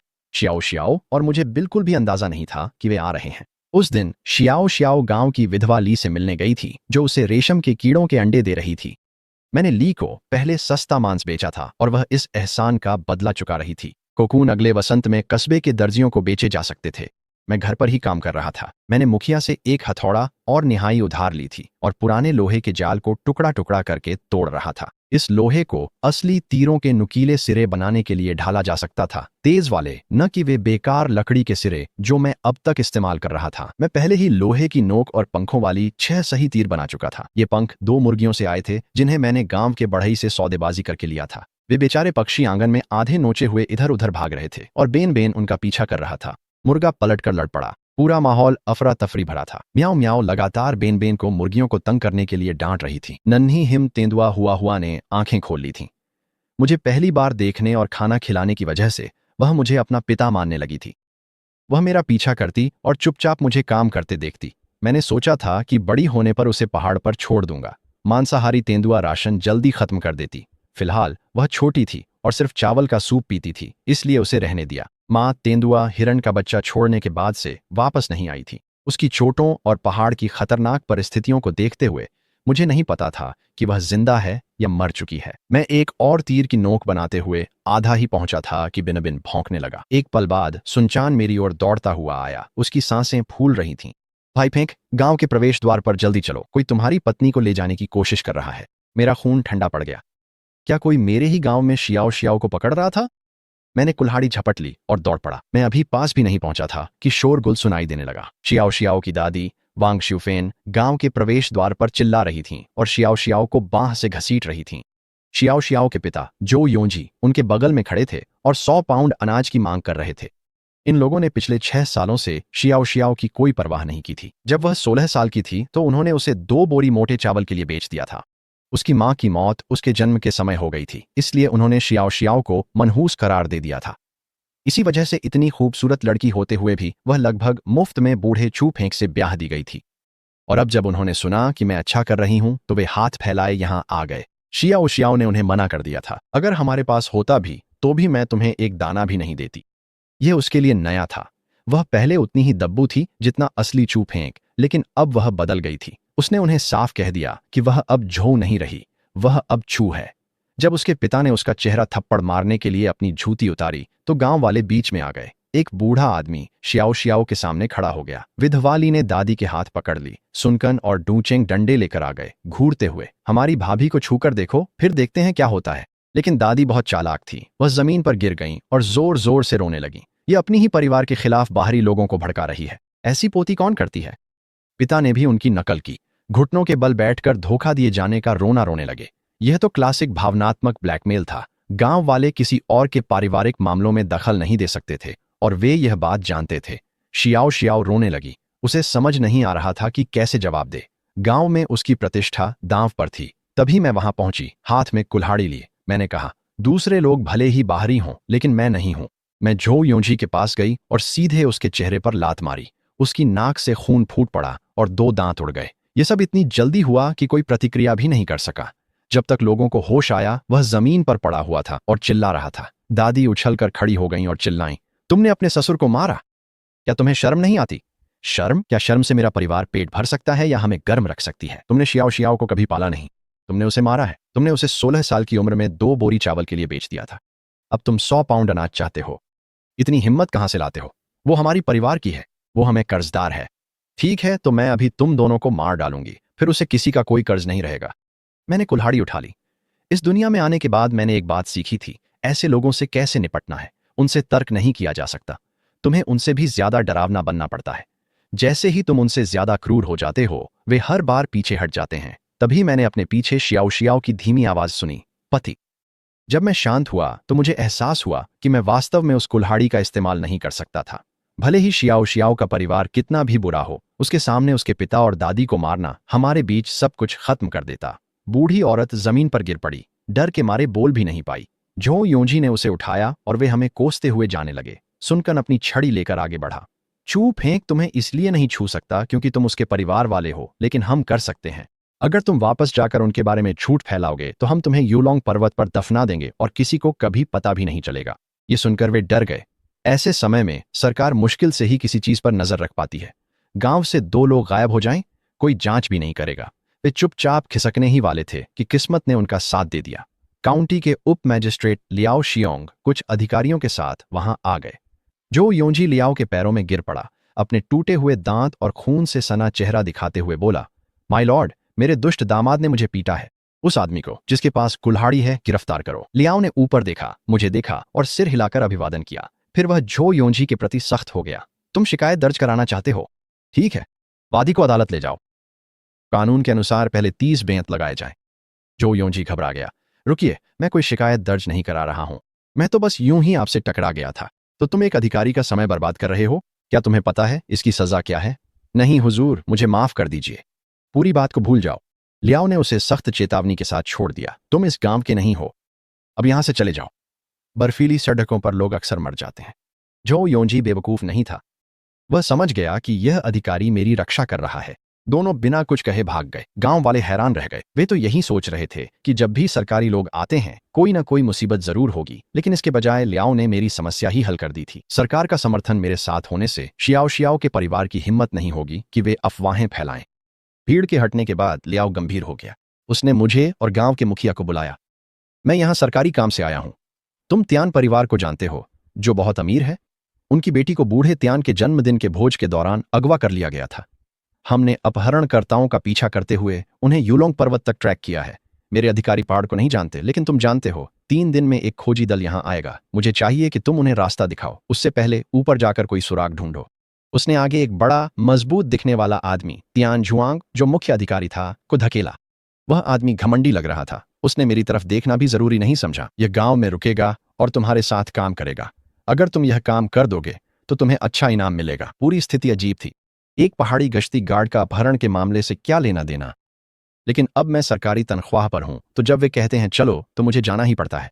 मैं पहले ही समझ चुका था कि तियान जुआंग वही लापता लड़की का भाई है। तियान परिवार, जो एक अमीर जमींदार खानदान था, उनकी बेटी को बूढ़े आदमी के जन्मदिन के भोज के दौरान उठा लिया गया था। ऐसे दौर में जब लड़कियों को बेकार समझा जाता है, सरकार का उसे ढूंढने में इतनी मेहनत करना दिखाता है कि त्यान परिवार की ऊंची पहुंच है। त्यान जुआंग समय बर्बाद नहीं करना चाहता था। हम अभी ऊपर चलते हैं, उसने कहा। तो मैं घर गया ताकि जरूरी सामान ले सकूं। जब उसने मेरी पीठ पर धनुष और तीर देखे तो तुरंत अवैध हथियारों को लेकर चिल्लाने लगा। मैंने उसे तुरंत चुप करा दिया। ठीक है, मेरी शिकायत कर दो, फिर किसी और को ढूंढ लो जो तुम्हें उस पहाड़ के पार ले जाए। इस बीच तुम्हारी बहन हमेशा के लिए गायब हो जाएगी। उसने मुझे घूरा, लेकिन और कुछ नहीं बोला। शियाओ शियाओ ने मेरे लिए कुछ सब्जी वाले चावल के बॉल्स पैक किए और हम ऊपर की ओर चल पड़े। रास्ते में मैंने जानकारी निकालने की कोशिश की। शुरुआत में वह मुझसे बात करना नहीं चाहता था, बहुत घमंडी था, लेकिन मैंने उसे समझा दिया कि जानकारी साझा करने से उसकी बहन की मदद होगी। वे लोग कितने समय से पहाड़ पर हैं? मैंने पूछा। करीब 2 दिन से। तो वह शायद अभी भी जिंदा है, मैंने कहा। कोई भी इंसान बिना खाना खाए 2 हफ्ते तक जिंदा रह सकता है। इतनी बर्फ में पानी की कोई समस्या नहीं है, लेकिन असली खतरा ठंड है। रात में यूलोंग पर्वत पर तापमान जानलेवा स्तर तक गिर जाता है। अगर उनके पास न तो आश्रय है और न ही आग, तो वे 1 हफ्ता भी नहीं टिक पाएंगे, शायद आज रात भी नहीं। तियान जुआंग ने मुझ पर घूरते हुए अपनी तलवार पर हाथ रखा। एक गांव का गश्ती प्रहरी ये सब कैसे जानता है? मैंने उसकी शंका को नजरअंदाज किया और भेड़ की खाल का नक्शा निकाल लिया। उसकी आंखें चौड़ी हो गईं। तुम्हारे पास यूलोंग पर्वत का नक्शा है? इससे वह और भी ज्यादा संदिग्ध हो गया। ऐसा कोई नक्शा सार्वजनिक रूप से मौजूद नहीं था। वे पर्वत में कहां से घुसे थे? मैंने पूछा। उसने ताओयुआन गांव के पास वाली धारा की ओर इशारा किया। मेरा दिल बैठ गया। वो भालू का इलाका है। मुझे फर्क नहीं पड़ता कि वो अजगर का इलाका है या नहीं, हम जा रहे हैं। उसने मुझ पर तलवार तान दी। शांत हो जाओ, हम चलेंगे। मैंने घने जंगल में रास्ता दिखाया। बर्फ पिछले दिनों से ज्यादा भारी थी, जिससे हर कदम मुश्किल हो गया था। पहले ही घंटे में तियान जुआंग हाँफने लगा था। मुझे तो शायद ही एहसास हुआ। मुझे इसकी आदत थी। कहते थे वो टॉप 100 सैन्य उम्मीदवारों में है, पर एक मामूली गार्ड का मुकाबला भी नहीं कर सका। उसका घमंड उसे मुझसे धीरे चलने के लिए कहने नहीं देता था, इसलिए वह बस और जोर लगाता रहा, खुद से बड़बड़ाता रहा। फिर जब मैं अचानक रुका तो वह सीधे मेरी पीठ से आ टकराया। क्या हुआ, थक गए क्या? वह शेखी बघाड़ने लगा। चुप रहो, वह लगभग फट ही पड़ा था। किसी ने भी उसे चुप रहने के लिए नहीं कहा था, शायद काउंटी के उप मैजिस्ट्रेट ने भी नहीं। लेकिन मुझे उसकी अहमियत में कोई दिलचस्पी नहीं थी। हम जंगल से बिना भालू से टकराए निकल आए थे। यह हमारी किस्मत थी, लेकिन मैं जिस चीज को देख रहा था वह इससे कहीं ज्यादा भयानक थी। हमारे आगे चमकदार लाल खून ने सफेद बर्फ को रंग दिया था। बर्फ पर खून छूटना मुश्किल था। अंतहीन सफेदी पर चमकदार लाल रंग साफ दिख रहा था। तियान झुआंग दौड़कर वहां गया और उस पर एक नजर डाली। ये जम गया है, पता नहीं कब गिरा था। यह तो काफी नौसिखियापन है, मैंने कहा। उसे मेरी बात पसंद नहीं आई, लेकिन मुझे कोई फर्क नहीं पड़ा। मैंने उस जगह को ध्यान से देखा। अपनी पिछली जिंदगी में मेरे दस्ते के नेता ने मुझे फॉरेंसिक ट्रैकिंग कौशल के कारण पुलिस में भर्ती करने की कोशिश की थी। इसी वजह से मैंने एक सैन्य अभ्यास में द्वितीय श्रेणी का पुरस्कार भी जीता था। यह खून आधे घंटे से भी कम पुराना है, मैंने कहा। अगर यह पुराना होता तो बर्फ इसे ढक चुकी होती। कोई बुरी तरह घायल था, शायद मर चुका हो। घाव बड़ा था, खून 2 मीटर से ज्यादा दूर तक छिटका था। इसका मतलब यह धमनी से निकला खून था। यहाँ के पैरों के निशान बेतरतीब हैं। यहाँ झगड़ा हुआ था और इसमें कई लोग शामिल थे। मैं खून के तालाब और पास के पेड़ के चारों ओर घूमता हुआ जमीन को किताब की तरह पढ़ रहा था। शुरुआत में तियान झुआंग प्रभावित नहीं दिख रहा था, लेकिन जब तक मैं खत्म करता उसकी आंखें फैल गई थीं और उसका घमंड गायब हो गया था। उसकी जगह शक ने ले ली थी। वे उत्तर की ओर गए, मैंने कहा। यह बुरी खबर थी। पूरब की ओर जाने से घर पहुंचते, पश्चिम की ओर जाने से ताओयुआन गांव पहुंचते। इन दोनों दिशाओं में जाना संभालना आसान होता, लेकिन उत्तर का मतलब था यूलोंग पर्वत के और भीतर जाना। दूसरी चोटी की ओर ऊंचाई ज्यादा, तापमान ठंडा, ज्यादा खतरनाक जानवर और सबसे बुरा दाशिया के सैनिक जो पहाड़ी रास्तों से हमारे इलाके में चुपके से घुस आते थे। तुमने ये सब कहाँ सीखा? तियान झुआंग ने मुझ पर ध्यान से नजर डालते हुए पूछा। पहाड़ों में पला बढ़ा हूं, मैंने बिना पलक झपकाए कहा। मैं किसी जानवर के पैरों के निशान देखकर बता सकता हूं कि वह क्या था, कब गुजरा, किस दिशा में गया और कितनी दूर गया। मैं बस यही काम इंसानों के पैरों के निशानों के साथ कर रहा हूं। वह धीरे धीरे सिर हिलाने लगा। तुम्हारे जैसे हुनर के साथ तुम्हें जासूस के तौर पर बहुत कद्र मिलती। उसके लिए मेरे पास जान पहचान नहीं है, मैंने पूछा। क्या वह सच में आगे बढ़ना चाहता है? आगे बढ़ना और खतरनाक होगा। तुम्हारे पास कोई विकल्प नहीं है, उसने तलवार थामे बोला। हम आगे बढ़ते रहे। पहली और दूसरी छोटी के बीच का इलाका बेहद कठिन था। गहरी बर्फ नीचे जमी हुई, ऊपर से नरम। तियान झुआंग बार बार फिसलता और गिरता रहा। वह शिकायत करता रहा कि मैं सीधा ऊपर चढ़ने के बजाय जिगजैग रास्ते क्यों लेता हूं। ढलान पर कम प्रतिरोध होता है, मैंने समझाना शुरू किया, फिर छोड़ दिया। जैसे चाहो वैसे चलो, पहाड़ से गिर जाओ, वो तुम्हारी समस्या है। मैंने यह कहा ही था कि वह लगभग गिर ही गया था। उसके बाद वह चुप हो गया और मेरे रास्ते पर चलने लगा। आखिरकार हम दूसरी चोटी की चोटी पर पहुंच ही गए। ये कोई शिखर नहीं था, ये एक समतल पथरीला पठार था। ना कोई पेड़ ना घास, बस सफेद पत्थर और सफेद बर्फ जो सफेद आसमान के नीचे दूर तक फैली थी। पूरी तरह से खालीपन। और फिर मैंने उन्हें देखा। पठार पर कुछ लोगों का एक समूह था। अब फिर क्यों रुक गए? तियान झुआंग चौंक गया। मैंने उसके बोलने से पहले ही उसका सिर बर्फ में धकेल दिया। हम दोनों चट्टान के किनारे पर पेट के बल लेट गए और पठार की ओर नीचे देखने लगे। करीब दर्जन भर डाकू चट्टानों के आसपास जमा थे। उनका सरदार जाओ युतियान नाम का एक गंजा आदमी एक बड़े पत्थर पर बैठा सांस ले रहा था। उसका दूसरा कमांडर शिंग एयर, जो एक दुबला पतला आदमी था और उसके चेहरे पर एक निशान था, उसके बगल में खड़ा था। वे खुलकर बातें कर रहे थे। उन्हें उम्मीद नहीं थी कि कोई उन्हें देख रहा होगा। जाओ युतियान ने योजना बनाई थी कि वे कुछ दिन पहाड़ पर छिपे रहेंगे, फिर बूढ़े तियान से फिरौती की मांग करेंगे। जब शिंगेर ने कहा कि लड़की सुंदर है तो जाओ हंस पड़ा और बोला कि अगर हालात बहुत खराब हो गए तो वह आपातकालीन भोजन के रूप में काम आ सकती है। वे उसके पिता को यही बताएंगे कि वह जिंदा है, चाहे वह हो या न हो। मैंने एक महिला की आवाज सुनी जो ठंडी हवा को चीरती हुई आई, तीखी और निडर। वह तियान शिन थी, जो अपहृत बेटी थी।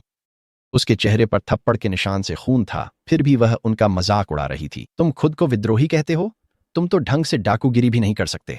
उसमें हिम्मत थी, इस बात की दाद देनी पड़ेगी। तियान झुआंग मेरे बगल में दांत पीस रहा था, खुद को मुश्किल से संभाले हुए था। काफी सुनने के बाद मैंने उससे कहा कि हमें वापस जाकर रिपोर्ट करनी चाहिए। मिशन पूरा हुआ। हमने डाकुओं को ढूंढ लिया, लड़की के जिंदा होने की पुष्टि कर ली। वापस जाए, समय नहीं है, वह फुसफुसाया।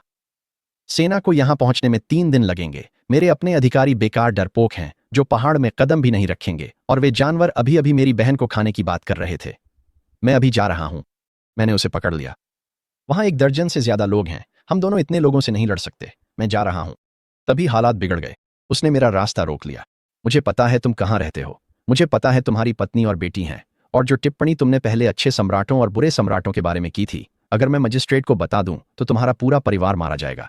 उसने अपनी तलवार निकाल ली और मुझे घूरने लगा। अब वह सिर्फ एक सरकारी अधिकारी नहीं रह गया था। यह त्यान परिवार का सबसे बड़ा बेटा था, जो श्वेतीय शहर के जनरल से जुड़ा हुआ था। किसी ने भी उसे कभी ना नहीं कहा था। इस बात ने कि मैं लगातार उसका विरोध कर रहा था, उसे पूरी तरह उकसा दिया था। मेरा खून खौल उठा। एक पल के लिए मैंने सोचा कि इस पहाड़ पर उसे मारना कितना आसान होगा, जहां किसी को उसकी लाश कभी नहीं मिलेगी। लेकिन फिर मैं मुस्कुरा दिया। तुम सही कह रहे हो, लेकिन अगर तुम सच में अपनी बहन को बचाना चाहते हो तो मेरे पास एक बेहतर योजना है। कौन सी योजना? पहले मेरे साथ शिकार पर चलो। मैं बिना रुके चट्टान से नीचे उतर गया। मैंने 10 मीटर दूर से एक बर्फीले खरगोश का सटीक शिकार किया। त्यान जुआंग ने यह देखा और उसे शक हो गया। तलवार पर हाथ रखते हुए उसने कहा, कोई आम सैनिक ऐसा निशाना नहीं लगा सकता। तुम या तो मोर्चे से भागे हुए सैनिक हो या दुश्मन के जासूस। मैंने उसकी बात को अनसुना कर दिया। मेरे पास एक योजना थी और उस योजना की कुंजी वही खरगोश था। मैंने खरगोश की धमनी काट दी ताकि खून की गंध फैल जाए। फिर हम दोनों वापस दूसरी चोटी पर चढ़ गए। हम बर्फ में लेट गए, अंधेरा होने तक ठिठुरते हुए इंतजार करते रहे। जब डाकू गश्त के लिए बाहर निकले तो मैंने त्यान जुआंग से कहा कि वह जमे हुए खरगोश की लाश उनके शिविर के पास फेंक दे। शिंगेयर ने उसे ढूंढ लिया और अपने नेता के पास ले गया। जाओ, युतियान को शक हुआ। एक जमे हुए पहाड़ की चोटी पर अचानक एक मरा हुआ खरगोश मिल जाना, लेकिन वे भूख से मर रहे थे। उन्होंने इसे फेंका नहीं, उन्होंने आग जलाई और उसे खाल समेत भून डाला। जलते हुए मांस की गंध पहाड़ पर फैल गई। मुझे बिल्कुल यही चाहिए था। मेरी योजना सिर्फ 2 लोगों के साथ 1 दर्जन सशस्त्र डाकुओं से लड़ने की नहीं थी। ये तो आत्महत्या के समान होगा। मुझे जंगली किस्म के सैनिकों की जरूरत थी। नीचे घने जंगल में एक भालू था जिसने शीत निद्रा में जाने से इनकार कर दिया था। दूसरी चोटी के आसपास की ढलानों पर भेड़िए थे। ये दोनों इस अंतहीन सर्दी में भूखे मर रहे थे। मुझे बस इतनी मजबूत गंध बनानी थी कि वे आकर्षित हो जाएं। खरगोश को मारना और उसके खून से गंध फैलाना पहला कदम था। डाकुओं द्वारा उसे आग पर भूनना दूसरा कदम था। पका हुआ मांस कच्चे मांस की तुलना में कहीं दूर तक गंध फैलाता है। 1 घंटे के भीतर मैंने उसे सुन लिया। भेड़ियों की हुआ जो करीब आती जा रही थी और तेज होती जा रही थी। डाकुओं ने भी उसे सुना। शिंगेयर हैरान था। क्या जंगली जानवरों को आग से डरना नहीं चाहिए था? लेकिन सर्दियों के मरे हुए मौसम में भूखे भेड़िए आम नियमों का पालन नहीं करते। मुझे हरी आंखें दिख रही हैं, पठार के किनारे से एक डाकू चिल्लाया। शिंगेयर ने उसे नजरअंदाज कर दिया। आने दो उन्हें। हम 13 हैं और सामने कुछ भेड़िए। वे हमारी अगली दावत बनेंगे। हमारी छुपने की जगह से जो बर्फ में दबी थी, मैंने देखा कि हरी आंखें बढ़ती जा रही थीं। और भी ज्यादा भेड़िए चट्टान के नीचे इकट्ठा हो रहे थे। मैंने उम्मीद की थी कि भालू भी आएगा, लेकिन भेड़ियों का झुंड एक अच्छी शुरुआत थी। फिर अल्फा भेड़िया दिखाई दिया, जो लगभग 2 मीटर लंबा था। एक विशाल डरावना जानवर। त्यान जुआंग तो उसे देखकर लगभग भाग ही पड़ा था। मैं पूरी तरह से स्थिर रहा और उसने भी खुद को वहीं रुकने के लिए मजबूर किया। भेड़िए पठार की ओर चढ़ने लगे। बॉस, भेड़िए आ गए हैं, डाकुओं में से एक चिल्लाया। जाओ, युतियान ने जवाब में चिल्लाया। तो उन्हें मार डालो। मैं बर्फ में ही छुपा रहा, देखता रहा, इंतजार करता रहा। असली तमाशा अब शुरू होने वाला था। भेड़िए आ गए और वे इतने भूखे थे कि इंसानों पर हमला करने को तैयार थे। 2 डाकू अकड़ते हुए आगे बढ़े। भेड़िए का मांस खाने की बातें करते हुए हंस रहे थे। उन्हें भेड़ियों के बारे में कुछ भी समझ नहीं थी। झुंड ने उन्हें बाहर निकालने के लिए पीछे हटकर घेराबंदी की, फिर दोनों तरफ से हमला किया। 4 भेड़िए एक दिशा से उन पर टूट पड़े। जब आदमी लड़ने के लिए मुड़े तो 2 और भेड़िए उनकी खुली पीठ पर झपट पड़े। पठार पर चीखें गूंज उठीं। बाकी डाकू हथियार लेकर दौड़े, लेकिन भेड़िए उनसे ज्यादा चालाक थे। वे हमला करके भाग जाते, बर्फ का फायदा उठाते हुए। डाकुओं के पास न कोई गठन था, न कोई टीम वर्क। एक एक करके वे गिरते गए, काटे गए, घसीटे गए, उनकी गर्दनें फाड़ दी गईं। मेरी योजना काम कर रही थी। त्यान जुआंग हैरानी से मुझे घूरने लगा। क्या तुमने ये सब शुरू से ही योजना बनाई थी? मैं बस उसकी ओर देखकर मुस्कुरा दिया। फिर कुछ ऐसा हुआ जिसकी मुझे उम्मीद नहीं थी। धड़ाम, धुएं का एक गुब्बार, बारूद की गंध। झाओ युतियान के पास एक बंदूक थी, एक साधारण बंदूक जिसे मैंने डंडा समझ लिया था। उसने एक भेड़िए पर गोली चलाई, लेकिन चूक गया। गोली भेड़िए के पैरों के पास जमीन पर लगी। वह घबराकर फिर से बंदूक भरने लगा। बारूद डाली, गोली ठूंसी। बहुत धीमा था। एक भेड़िया उस पर झपट पड़ा, इससे पहले कि वह बंदूक भर पाता। वह किसी तरह दूसरी गोली चला पाया। एक भेड़िए की टांग में लगी, लेकिन वह भेड़ियों का सरदार था। दर्द ने झुंड को और भी खूंखार बना दिया। झाओ युतियान बर्फ के आश्रय की ओर भागा। भेड़िए उसके पीछे दौड़ पड़े। कुछ ही मिनटों में भालू भी वहां पहुंच गया। त्यान जुआंग ने मौका देखा और अपनी बहन को बचाने के लिए कूद पड़ा। मूर्ख! भेड़ियों ने उसे तुरंत देख लिया और उसकी ओर मुड़ गए, लेकिन फिर वे सब रुक गए और उल्टी दिशा में भाग गए। त्यान जुआंग लगभग मुस्कुरा ही पड़ा था। जरूर मेरी कमांडिंग मौजूदगी का असर है। फिर एक साया उस पर आ गिरा। उसके पीछे बदबूदार फर की एक दीवार हवा को रोक रही थी। वह मुड़ा और देखा कि एक कान और एक आंख वाला भालू वहीं खड़ा है और मजाकिया अंदाज में उसे देख रहा है। उसने अपनी तलवार निकाली। बहुत देर हो गई। भालू ने उसके हाथ को काटकर पूरी तरह अलग कर दिया। फिर उसने उसे कचरे की तरह एक तरफ फेंक दिया और सीधे बर्फ के आश्रय की ओर बढ़ गया। उसने दीवारों को तोड़ डाला और बचे हुए डाकुओं को चीर डाला। उसने झाओ युतियान को बीच से काट डाला। कुछ ही मिनटों में अंदर मौजूद सभी लोग मर चुके थे। भालू को भूख भी नहीं थी, उसे बस मारने में मजा आता था। फिर वह मुड़ा और मेरी ओर देखा और मुस्कुराया, एक सचमुच जानबूझकर दी गई मुस्कान। मैंने कभी किसी जानवर के चेहरे पर ऐसा कुछ नहीं देखा था। मैं भाग भी नहीं सकता था। भालू किसी भी इंसान से तेज होता है। मैंने तियान झुआंग की गिरी हुई तलवार उठाई और उसका सामना किया। जैसे ही मुझे लगा कि सब खत्म हो गया, पीछे से एक दहाड़ सुनाई दी। मां हिम तेंदुआ पठार पर कूद पड़ी और भालू को घूरने लगी। भालू की आंखों में गुस्सा भर गया। ये दोनों पुराने दुश्मन थे। उसने मुझे छोड़ दिया और तेंदुए के पीछे भाग गया। वे दोनों बर्फीले तूफान में गायब हो गए। मैं वहीं खड़ा रहा, तेज तेज सांस लेता हुआ, जब तक भालू सच में चला नहीं गया। कृपया मुझे बचा लो। तियान झुआंग जमीन पर पड़ा था, अपने कंधे को या जो कुछ भी उसका बचा था उसे पकड़े हुए। उसकी बांह जा चुकी थी। मैं उसके पास गया, लेकिन मैंने उसकी मदद नहीं की।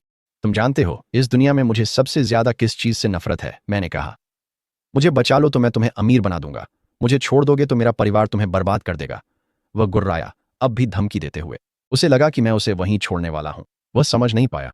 जिस पल उसने उस पहाड़ पर मेरी पत्नी और बेटी को धमकाया था, उसी पल मैंने अपना फैसला कर लिया था। मैं मुस्कुराया, ठीक वैसी ही मुस्कान जैसे भालू ने मुझे दी थी। मुझे सबसे ज्यादा नफरत, मैंने कहा, उन लोगों से है जो मुझे धमकाते हैं, खासकर उनसे जो मेरे परिवार को धमकाते हैं। मैंने तलवार उठाई और वार किया। तियान झुआंग का सिर धड़ से अलग हो गया। आखिरी वक्त तक भी उसने कभी सोचा नहीं था कि मैं सच में ऐसा कर दूंगा। मेरे सीने में कुछ महसूस हुआ, शायद असहजता, लेकिन वह जल्दी ही गुजर गई। अपने पिछले जीवन में एक सैनिक के तौर पर मैंने लाशें देखी थीं। हालांकि मैंने कभी किसी को अपने हाथों से नहीं मारा था, लेकिन यह मेरा पिछला जीवन नहीं है। इस क्रूर प्राचीन दुनिया में मैं किसी भी ऐसे इंसान को जिंदा नहीं छोड़ सकता जो मेरे परिवार के लिए खतरा बन सकता है। जिस पल उसने शियाओ शियाओ और मियाओ मियाओ को धमकाया, उसी पल उसकी किस्मत तय हो गई थी। तियान शिन अभी भी पास में जानवरों की खाल में लिपटी हुई थी, रो रही थी, और उसे बिल्कुल भी पता नहीं था कि मेरे और उसके भाई के बीच क्या हुआ था। उसने हमारी बातचीत नहीं सुनी थी। हम बहुत दूर थे। इसका मतलब था कि मुझे उसे मारने की कोई वजह नहीं थी। मैं कोई राक्षस नहीं हूं, मैं बिना वजह हत्या नहीं करता। मैंने अलाव को उसके पास खिसका दिया ताकि वह ठंड से मर न जाए, फिर अपना ध्यान एक और कहीं अधिक महत्वपूर्ण चीज पर लगाया। झाओ युतियान के हाथ में आग जलाने वाली छड़ी थी। करीब से देखने पर मैंने आखिरकार उसे पहचाना। यह एक फायर लांस था, एक आदिम बंदूक। यह बारूद का इस्तेमाल करके लोहे की गोलियों को सीधे बैरल से बाहर निकालता था। 20 मीटर के भीतर घातक, उससे आगे अविश्वसनीय और 50 मीटर के बाद बेकार। आधुनिक मानकों के हिसाब से यह असली बंदूक नहीं थी, लेकिन इस दुनिया में यह उन्नत तकनीक थी। उसकी काली गठरी में पहले से भरे हुए बारूद वाले कागज के कारतूस, लोडिंग के लिए एक लोहे की छड़ और आग लगाने के लिए एक फायर स्ट्राइकर था। कागज के कारतूस की तकनीक, मैंने इसे सैन्य इतिहास से पहचाना। मेरी पुरानी दुनिया में इस तरह के नवाचार ने युद्धों का रुख बदल दिया था। हजारों ने दसियों हजारों को हरा दिया था। यह एक खजाना था और इसे रखना बेहद खतरनाक था। मैंने वह गठरी उठाई और दूसरी छोटी से नीचे जंगल के बीच से पहली छोटी के पास से होते हुए सीधे घर की ओर दौड़ पड़ा। जब तक मैं गांव पहुंचा तब तक सुबह हो चुकी थी। हमारे घर में अभी भी एक बत्ती जल रही थी। शियाओ शियाओ पूरी रात मेरा इंतजार करती रही थी। मैंने दरवाजा खटखटाया। उसने दरवाजा खोला और मुझ पर लगे खून को देखकर तंग रह गई। ध्यान से सुनो, मैंने कहा और उसे काली गठरी थमा दी। इसे कहीं छुपा दो जहां कोई भी इसे कभी न ढूंढ सके। किसी को मत बताना, यहां तक कि गांव के मुखिया को भी नहीं। अगर किसी को इसका पता चला तो हमारा पूरा परिवार मारा जाएगा। उसने बिना कोई सवाल किए सिर हिला दिया। फिर मैंने तियान जुआंग की तलवार उठाई और लंगड़ाते हुए शहर की ओर चल पड़ा। सरकारी दफ्तर में मैंने उप मैजिस्ट्रेट लियाओ को अपनी कहानी सुनाई, वही कहानी जो मुझे उसे यकीन दिलानी थी। तियान जुआंग ने डाकुओं से बहादुरी से लड़ाई की, लेकिन मारा गया। भेड़ियों और एक भालू ने बाकी सबका काम तमाम कर दिया।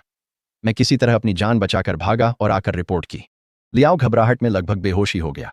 तियान जुआंग ताकतवर तियान परिवार से था, लेकिन जब मैंने कहा कि अब आदमी भेजने का मतलब डाकुओं का सफाया करने का श्रेय लेना होगा, तो उसकी आंखें चमक उठीं। उसने मुझे 10 अधिकारियों के साथ फिर से पहाड़ पर भेज दिया। एक और पूरा दिन चढ़ाई में निकल गया। अधिकारियों ने पूरे रास्ते शिकायत की, लेकिन जब वे पठार पर पहुंचे और हर जगह बिखरी लाशें देखीं, इंसानों और भेड़ियों की एक भी जीवित नहीं बचा, तो वे एक दूसरे पर चढ़कर श्रेय लेने के लिए दौड़ पड़े। मैं चुपचाप पीछे चला गया और 3 मरे हुए भेड़ियों को रस्सी से बांध दिया। क्या मैं इन्हें ले जा सकता हूं? मैंने पूछा। ले जाओ, उन्होंने कहा, क्योंकि जब श्रेय लेने की बात हो तो भेड़ियों की लाशों की किसे परवाह थी। अधिकारियों ने तियानशिन को खालों में लिपटा हुआ पाया। वह मुश्किल से होश में थी। वह जीवित थी या मर चुकी थी, मैंने जांचना जरूरी नहीं समझा। अब वह मेरी समस्या नहीं थी। मैं 3 भेड़ियों को घसीटते हुए घर ले आया। पूरा गांव इंतजार कर रहा था। सब जानते थे कि कुछ बड़ा हुआ है। जब उन्होंने मुझे सरकारी अधिकारियों के साथ जाते देखा था, जब मैं अकेला लौट कर आया 3 भेड़ियों की लाशें घसीटते हुए, तो गांव के उस पार से वांग वेई चिल्लाया, भाई फेंक, तुम कमाल हो। जब मैं 3 मरे हुए भेड़ियों को घसीटते हुए वापस आया तो पूरा गांव मुझे घूरने लगा। भेड़िए उन्हें काफी समय से डराते आ रहे थे। उन्होंने एक बार गांव के मुखिया पर भी हमला कर दिया था। कभी किसी ने मरे हुए भेड़िए वापस नहीं लाए थे। मैंने यह नहीं बताया कि वे असल में कैसे मरे। सबने मान लिया कि मैंने ही उन्हें मारा है और मैंने उन्हें यही मानने दिया। डू दहाई मुझे एक तरफ ले गया, चिंतित था। उसने पिछली रात पहाड़ से अजीब आवाजें सुनी थीं, जानवरों की दहाड़ और कुछ ऐसा जो धमाके जैसा लगा। वह पूरी रात मेरे लिए चिंता करता रहा। तुम सच में ठीक हो ना? उसने पूछा। मैंने उसे बताया कि मैं ठीक हूं। मैंने भेड़ियों को काटा और ज्यादातर मांस गांव वालों को अपनी सामान्य उचित कीमत पर बेच दिया। इतना सस्ता कि वे शहर में बेचकर मुनाफा कमा सकें, लेकिन इतना भी नहीं कि वे मुझे हल्के मिलें। मैंने कुछ मांस अपने परिवार के लिए रख लिया। न इस जीवन में और न ही पिछले जीवन में मैंने कभी भेड़िए का मांस चखा था। अधिकारी पहाड़ से तियान झुआंग की लाश लेकर नीचे आए और तियान शिन को साथ ले जा रहे थे। वह कांप रही थी, मुश्किल से चल पा रही थी, लेकिन जिंदा थी। जब वे गांव से गुजरे तो उसने मुड़कर मेरी ओर देखा। पहली बार मैंने उसका चेहरा साफ साफ देखा। उस दूरी से जितना मैं देख सका वह सुंदर थी, लेकिन यह मेरी चिंता का विषय नहीं था। सरकार की ओर से किसी ने मुझसे कोई सवाल नहीं पूछा। वे बस चले गए। अच्छा हुआ। घर पहुंचते ही बिन बिन और हुआ हुआ दौड़कर मुझे लेने आए। बिन बिन अब बड़ा हो रहा था, अब आधे मीटर से भी ज्यादा लंबा था। हाल ही में अच्छे खाने की वजह से वह तेजी से बढ़ रहा था। अब मैं आखिरकार उसकी नस्ल पहचान सकता था। एक शेर कुत्ता, जिसे लोग तांगहाउंड कहते हैं, एक बड़ी शिकार करने वाली नस्ल। जब वह पूरी तरह से बड़ा हो जाएगा तब मैं उसे शिकार पर ले जा सकूंगा, लेकिन अभी नहीं। शियाओ शियाओ ने मेरी मदद की भेड़ियों की खालें तैयार करने में। उनकी फर सबसे कीमती थी, जो शहर में 1 या 2 चांदी की पूंछ के बराबर थी। दुर्भाग्यवश खालें तलवार के कट, गोली के छेद और भालू के काटने से खराब हो गई थीं। वे बिक तो जाएंगी, लेकिन सबसे ऊंचे दाम पर नहीं। उसने पूछा कि क्या मैं फिर से पहाड़ पर जा रहा हूं। मैंने उसे बताया कि नहीं, अभी कुछ समय तक नहीं। नया साल आने वाला था, शायद मैं बाहरी ढलानों पर कुछ छोटा शिकार कर लूं, लेकिन हमारे पास पहले से ही काफी मांस जमा था। जो कुछ भी हुआ उसके बाद मुझे एहसास हुआ कि गश्ती गार्ड की जिम्मेदारी उतनी आसान नहीं थी जितना मैंने सोचा था। जब सरकार को मेरी जरूरत होगी मैं मना नहीं कर सकता था, लेकिन मैं यह पद भी छोड़ नहीं सकता था। यही एक चीज थी जो मेरे परिवार को कानूनी रूप से भोजन दिला रही थी। शहर में वापस चीजें आगे बढ़ रही थीं। बूढ़े तियान की आंखों में आंसू आ गए जब उसकी पोती जीवित लौट आई, लेकिन जब उसे पता चला कि उसका पोता मर चुका है और वह भी भयानक रूप से क्षत विक्षत, तो उसके भीतर कुछ टूट गया। 3 पीढ़ियों के इकलौते बेटे चले गए। वह बड़बड़ाया। उसका अपना बेटा कई साल पहले युद्ध में मारा गया था। पीछे छोड़ गया था तियान झुआंग और तियान शिन को। तियान झुआंग को ही परिवार का नाम आगे बढ़ाना था। उसने तियान शिन की ओर खोखली आंखों से देखा। तुम्हारी जगह तुम क्यों नहीं मरी? अगर तुम मर जाती तो तुम्हारा भाई आज भी जिंदा होता। वह कुछ नहीं बोली, बस अपने भाई के शव को घूरती रही। बूढ़े तियान ने पूरी जांच की मांग की। लूशी नाम के एक जासूस ने यह मामला लिया। उसे ठीक ठीक पता लगाना था कि तियान झुआंग की मौत कैसे हुई, और जो भी या जो कोई भी उसे मारने वाला था उसे वापस लाना था। लूशी ने छानबीन शुरू कर दी। पता चला कि डाकू एक गिरोह से थे जिसका नाम था लोटस सोसाइटी। उनके नेता जाओ युतियान एक उप प्रमुख थे। गिरोह अब भी शहर में सक्रिय था। उन्हें गिरफ्तार करना आसान नहीं था, लेकिन लूशी को गिरोह से ज्यादा कुछ और परेशान कर रहा था। उसके अधिकारियों को लगता था कि मामला सीधा साधा है। डाकुओं ने लड़की का अपहरण किया। तियान झुआंग उसे बचाने के लिए दौड़ पड़ा। डाकुओं और जंगली जानवरों ने उसे मार डाला। मामला बंद। लूशी ने सिर हिलाया। तियान झुआंग एक प्रशिक्षित मार्शल आर्टिस्ट था। सैन्य परीक्षाओं में शीर्ष 100 में था। शहर में कोई भी उसे अकेले में हरा नहीं सकता था, लेकिन वहां दर्जन भर से ज्यादा डाकू थे, साथ में भेड़िए और एक भालू भी था। लूशी ने केस फाइल में 3 शब्दों पर अपनी उंगली थपथपाई। तो फिर गश्ती गार्ड अब भी जिंदा क्यों है? कमरे में सन्नाटा छा गया। हमारे पास करीब 100 पाउंड मांस और 100 पाउंड अनाज बचा है, शियाओ शियाओ ने मुझे सच्ची मुस्कान के साथ बताया। शहर से खरीदे गए तेल, नमक और मसालों के साथ हमारे पास नए साल को आराम से बिताने के लिए पर्याप्त था। इस दुनिया में आने के बाद पहली बार सब कुछ स्थिर सा महसूस हुआ। मैं आगे की योजना बना रहा था। पहाड़ से जंगली मुर्गी और ताओ युआन गांव के पास की धारा से मछली। हालांकि अब मैं घने जंगल से नहीं जाऊंगा, भालू के बाद तो बिल्कुल नहीं। मैं पहाड़ के बाहरी किनारे से लंबा रास्ता लूंगा, ज्यादा सुरक्षित। और अब मेरे पास फायर लांस भी था, जिसे मैंने ऐसी जगह छुपा दिया था जहां कोई उसे ढूंढ न सके। अगर मैं इसे रात की शिकार में चुपचाप इस्तेमाल कर सका तो शायद कुछ जंगली पक्षी भी पकड़ सकता था जिन्हें मेरी धनुष नहीं पहुंच पाती थी। उस रात बिन बिन पागलों की तरह भौंकने लगा। मैंने अपनी कुल्हाड़ी उठाई और दरवाजा झटके से खोल दिया। दो परछाइयां मेरे आंगन से भागती हुई दिखीं। मैंने एक पल भी नहीं सोचा, मैंने कुल्हाड़ी धीमे भागने वाले पर फेंक दी। वह सीधा उसकी पीठ में लगी। वह चीखा और गिर पड़ा। मैंने छुरी उठाई और आगे की ओर दौड़ पड़ा। शियाओ शियाओ ने मशाल जलाई और मैंने उसे मदद के लिए चिल्लाने को कहा। उसकी आवाज इतनी तेज थी कि पूरे गांव को जगा सकती थी। जब मशाल की रोशनी दोनों चोरों के चेहरों पर पड़ी तो मेरा खून ठंडा पड़ गया। वे मेरे पिता चू तियान और मेरा भाई चू लोंग थे। दोनों घुटनों के बल बैठे थे। चू लोंग की